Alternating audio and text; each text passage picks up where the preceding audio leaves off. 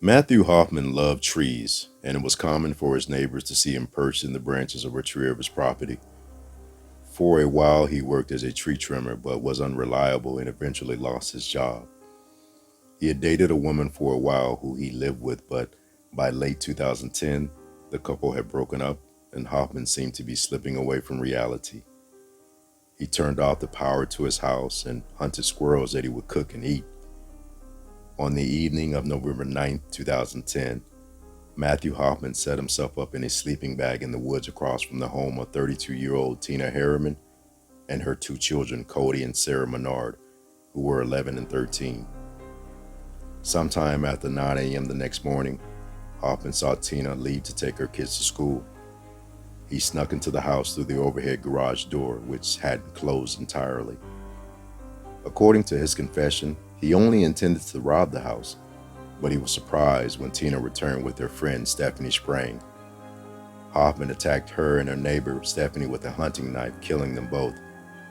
He then dismembered both bodies in the bathtub. He said it felt corny, so he stabbed them both and began dismembering, or processing as he put it, their bodies in the bathtub. He was still in the process of doing this when Tina's kids came home from school. Tina's children, Sarah, 13, and Kody, 11, returned home from school that afternoon, unaware that their mother had just been killed and that the killer was still in the house.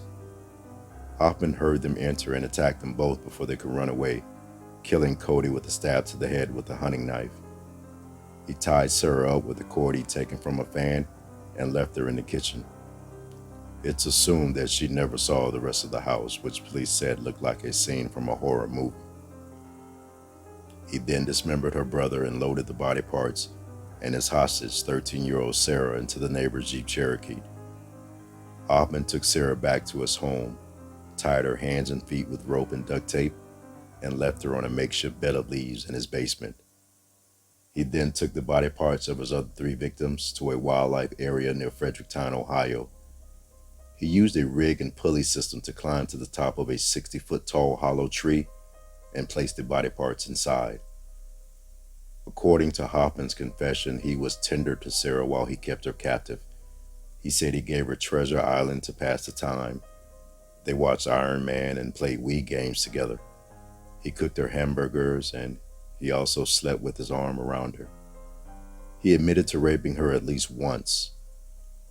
Over the next several days, Hoffman intimidated Sarah by telling her that he had someone watching the house and that if she made any noise, he would kill her immediately.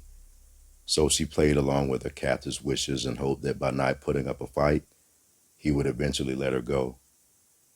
Hoffman didn't allow Sarah to use the restroom, but instead made her a makeshift diaper out of a trash bag that he forced her to wear. Investigators were able to pinpoint Matthew Hoffman as a suspect within a few days of the murder.